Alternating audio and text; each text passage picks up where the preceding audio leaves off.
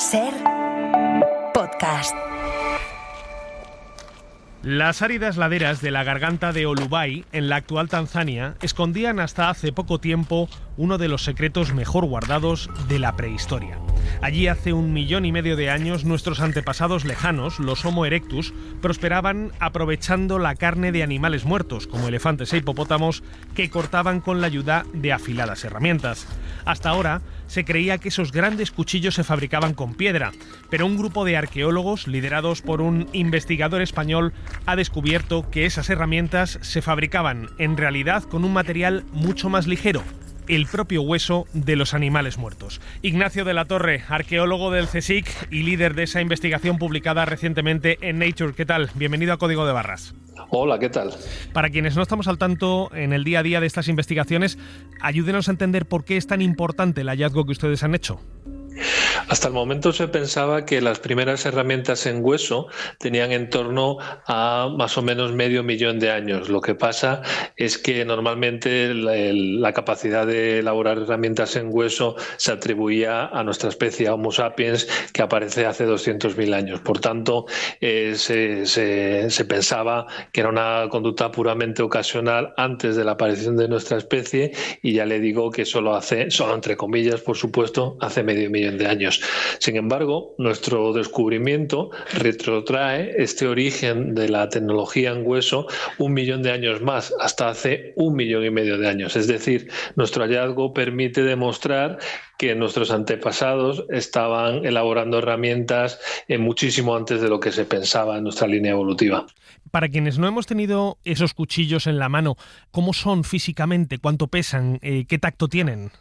Sí, estas herramientas de hueso están elaboradas sobre huesos de animales muy grandes, fundamentalmente elefantes e hipopótamos, y además sobre huesos muy concretos que son los huesos largos de las patas, especialmente el húmero y el fémur. Lo que hacían nuestros antepasados era romper los extremos de estos huesos largos, coger los fragmentos intermedios entre los dos extremos y trabajarlos. Cogían un borde, lo golpeaban con herramientas líticas para crear un borde afilado, y luego uno de los extremos hacían una punta, con lo cual tenías un objeto que era alargado, con un filo cortante y además apuntado. Como son sobre huesos de animales grandotes, además, pues los artefactos son también de tamaño considerable. Muchas de estas herramientas superan los 20, incluso los 30 centímetros de longitud, y además son pesadas, algunos de ellos son de más de 1,5 kilos. En realidad son grandes hachas de mano realizadas en hueso. O sea que hoy no se utilizarían en cocina, digamos, no serían aptos, ¿no?, para un cocinero actual. Bueno, a ver, se puede.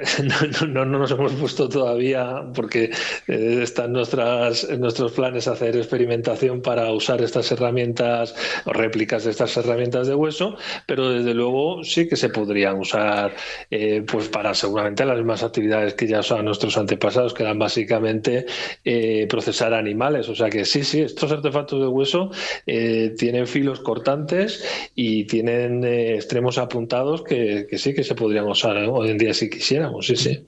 Seguramente las estaban usando de manera específica para procesar animales. Una cosa muy interesante es que varias de estas herramientas en hueso como le decía, están realizadas sobre hueso de hipopótamo, y en el yacimiento donde se han encontrado estas herramientas de hueso también encontramos restos de hipopótamo que claramente fueron procesados por los humanos para adquirir carne, para conseguir tuétano y demás. Entonces es interesante el ver que los humanos estaban usando los propios huesos de hipopótamo para procesar las carcasas, los cadáveres de esos hipopótamos. Pues Ignacio de la Torre, arqueólogo, investigador del CSIC y responsable del hallazgo de los primeros cuchillos de la humanidad de los que se tiene constancia. Muchísimas gracias por haberse pasado hoy por Código de Barras. Gracias a ustedes. Cristina Pareja, @comemosalas3, ¿qué tal? Bienvenida de vuelta. Muchas gracias. ¿Te animarías a cocinar con ese cuchillo de hueso fosilizado o no? Bueno, me atrevería porque realmente un hacha se utiliza con la técnica del martillo. Entonces, si me dan una piedra, igual sí la utilizo. No sé de si esa los compañeros manera. del CSIC nos van a prestar los fósiles de hace 1,5 millones de años para un experimento, pero podríamos intentarlo algún día. Hoy te he traído a Código de Barras de vuelta porque queremos hablar precisamente de cuchillos, de cómo seleccionarlos, cómo utilizarlos, cómo cuidarlos, mantenerlos en el tiempo. Seguro que todos tenemos múltiples cuchillos en nuestras cocinas, pero pocos sabrán cuáles son los básicos, los imprescindibles para un cocinero que esté empezando. ¿Cuáles serían los 5 cuchillos que no deberían faltar en nuestra cocina? Bueno, el principal, el cebollero, el chef. Este es uno que sí que debemos cuidar muy bien cuando lo compramos porque es el que más vamos a utilizar. Es el típico que tú utilizas para todo lo que quieras cortar, porque tiene un tamaño adecuado, porque se adapta a tu mano, porque tiene un contrapeso adecuado, que es lo que tienes que mirar cuando vas a comprar un cuchillo, el mango, la hoja, que estén proporcionados. Sí. Y sobre todo que se adapten a ti, porque tu peso, el que tú aguantas en la mano, no es el mismo que el que yo aguanto. Entonces, claro, para tener un cuchillo adecuado en casa, lo suyo es que se adapte y estemos cómodos. Entonces, cebollero Luego, el primero. Sí, bueno, después una puntilla. ¿Por qué? Pues porque hay veces que hay que cortar un ajo, hay que cortar un tomatito pequeño. El corazón de una manzana. El corazón de una manzana. Bueno, para eso está el descorazonador de manzanas, pero Bueno, es verdad. con que este es se verdad. podría hacer. Sí, igual. Y realmente poco más. El panero, el de pan, Que es este que tiene el de sierra, un filo de sierra. El de sierra yo creo que es muy importante pues para una piña, para un melón, una sandía. Este es muy cómodo, es grande y corta cortezas duras, una calabaza, ahora Ajá, que estamos en época. Entonces es bueno tenerlo. Y básicamente esos... Cebollero, puntilla, cuchillo de sierra panero. De sierra, el chef y la puntilla. Hay otro que me parece muy importante, que se ha incorporado en mi casa desde hace pocos años, pero sí que es muy útil, que es el tomatero, que sirve para evitar que el resto de los cuchillos corten ácido. Y este está dedicado solamente a cortar limón, tomate y alimentos que sean ácidos. Pero ¿y es diferente al resto en su hoja, en su forma? ¿Qué lo diferencia del resto? Pues es dentado, tiene un diente muy chiquitito y es muy estrecho, es muy cómodo, es pequeño, tiene como que es de 15-20 centímetros más o menos de largo y tiene la hoja muy estrecha. Es cómodo de usar y sobre todo evitas que el resto de los cuchillos toquen ácido. ¿Y se utiliza y se lava de una forma distinta? Nada. ¿Está hecho de un material distinto? Suelen ser de acero inoxidable, suelen ser muy normales, pues porque en realidad pues el acero inoxidable no aguanta mucho el ácido, pero realmente es un cuchillo no digo de usar y tirar, pero es un cuchillo que se estropea antes. Que evita que el resto de los cuchillos importantes, por así decirlo, Sí, de la cocina se deterioren por el óxido del ácido. exacto, entonces está muy bien tenerlo en casa y además son muy económicos, ¿eh? Y un quinto cuchillo que me habías dicho que servía para filetear, pero ¿el cebollero no sirve para filetear? Sí, bueno, pero el fileteador, me parece que es un cuchillo muy útil porque tiene una hoja un poquito más flexible y sirve para filetear esas pechugas de pavo, de pollo, que las compras enteras porque son más económicas y lo puedes filetear al gusto. Entonces es una hoja mucho más estrecha y más cómoda de usar. Está pensado para filetear. Ya. Y está muy bien. Existen muchos otros cuchillos, Sí. el jamonero, que Sí. alguno alguna vez habrá utilizado y nadie sabe cómo hacerlo para no cortarse los dedos por medio. No conozco a nadie que nos haya cortado. El torneador, el deshuesador, el Sí. cuchillo para quesos, la variedad es infinita, pero Sí. estos son los 5 básicos que deberíamos tener en la cocina. Claro, ahora ya sabemos cuáles son los básicos, pero ¿cuáles serían esas claves con las que tú dirías, este es un buen cuchillo para mí, este es un buen cuchillo para ti?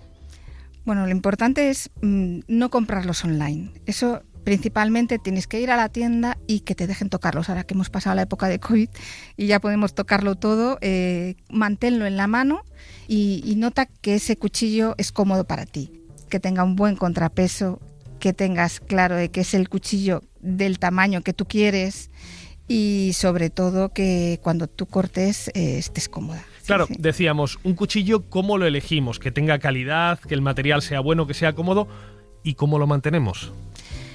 Para mantenerlo hay que colocarlo en un sitio seguro dentro de la cocina. En mi casa somos muchos y todos usan los mismos cuchillos. Entonces tienes que dejar el cuchillo con una zona de seguridad. Bien seco, con Súper- una zona de seguridad, Sí, en un cajón. limpios, y secos. Y bueno, afilarlos. ¿Cuánto tiempo hace que no afilas los cuchillos? Bastante. Y es que yo creo que no sé bien cómo afilar un cuchillo. ¿Cómo se afila un cuchillo?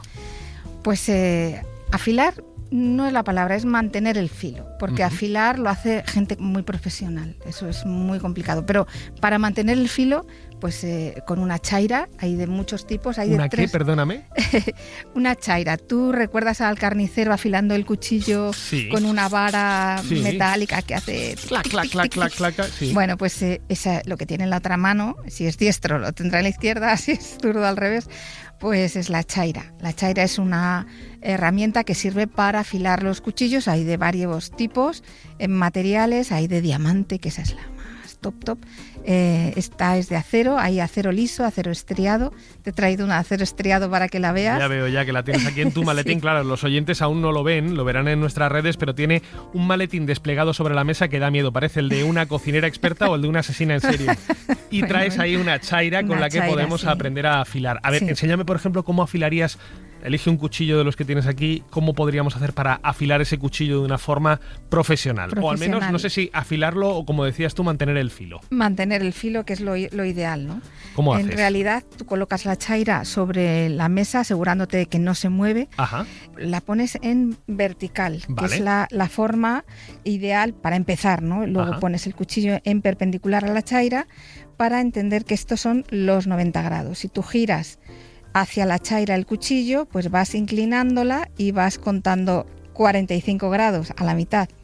Si tú sigues presionando el cuchillo hacia la chaira, llegas a los 20 grados. En ese punto hay que arrastrar el filo del cuchillo por la chaira. ¿Para qué? Pues para poderlo afilar, porque el ángulo del cuchillo son 20 grados. Eso es lo que hay que mantener, los 20 grados del filo del cuchillo. Entonces, lo que tienes que hacer es arrastrar el cuchillo sobre la chaira y así vas afilando una y otra vez, 10 veces. Con 10 veces ya es suficiente. Decías que el filo del cuchillo cebollero, que era el que estabas utilizando, el de chef, el básico de cocina, tiene una inclinación de 20 grados ese filo. ¿Eso cómo lo sabes? ¿Dónde lo puedo consultar? Los cuchillos occidentales suelen tener este ángulo. Todos, o sea, por ejemplo, el fileteador también tiene ese ángulo, el resto de los cuchillos tienen ese ángulo. Bueno, en realidad este tiene una hoja mucho más estrecha y el ángulo tiene que ser más pequeño, ¿no? ¿Vale? Entonces, los occidentales es así. En los cuchillos del chef y en los cuchillos básicos, que son los que te he enseñado, tienen este ángulo. En cambio, los japoneses no. Cuando afilas, es algo que no hemos comentado, pero es importante esto que voy a contar, porque tú estás afilando y es el único momento en el que sí que tienes que limpiarlo muy bien. Y es que cuando tú mantienes el filo, le das con la chaira, vas de un lado a otro, estás generando unas virutas en el filo que no ves, y esto hay que limpiarlo siempre con un poquito de papel húmedo y luego secarlo, porque las virutas, si no las limpias, yo cuando los carniceros lo hacen digo no, que no toque mi pieza ese cuchillo, y toca porque él no lo limpia y entonces bueno, te llevan los demonios. Me llevo las piezas enteras yo, sí. Entonces hay que limpiarlo bien para que esas virutas no vayan al alimento. ¿Tú te has cortado muchas veces con los cuchillos? Pues no. ¿No? No me he cortado, o sea, me he cortado, pero no me he hecho cortes profundos porque les tengo mucho respeto y miro, y una manera de no cortarse es, primero, tenerles respeto, y dos, mirar siempre el filo del cuchillo, dónde está. Cuando tú estás cortando tienes que mirarlo, porque si no, a pesar de que tienes que mirar la zanahoria que estás cortando, pero sobre todo tus dedos, la mano tiene que tener una posición correcta cuando estás cortando, que son los nudillos para adentro, notarlo, y sobre todo no dejar de mirar el filo del cuchillo para saber dónde está. O sea, siempre mirando el filo, y luego, bueno, un movimiento adecuado, el de oscilación, ¿no? Con la punta y haces un efecto de manivela adecuado. Vete despacio hasta que aprendas, y cuando aprendas ya coge el ritmo, pero no vayas deprisa desde el primer momento porque es muy probable que te cortes. Entonces, bueno, con mucha prudencia y sobre todo mirando el filo del cuchillo para evitar que te cortes. Oye, Cris, ¿y tú siempre que viajas para algún asunto de cocina, viajas con tu maletín de cuchillos? Sí. Sí. Sí. Y esto, por ejemplo, en el aeropuerto, ¿cómo haces cuando tienes que viajar? No he tenido que viajar en el aeropuerto, solo en coche, y la verdad es que impresiona, ¿eh? Claro. Ahora en seguridad lo he dicho, ¿eh? Al venir a la radio lo has tenido que decir. Al venir a la radio, sí, lo he dicho y bueno, soy de la casa, pero oye, hay que decir las cosas como son. Sí, lo he avisado. Cristina Pareja, como siempre, muchísimas gracias. Muchísimas gracias a ti. Para no perderte ningún episodio, síguenos en la aplicación o la web de la SER, Podium Podcast o tu plataforma de audio favorita.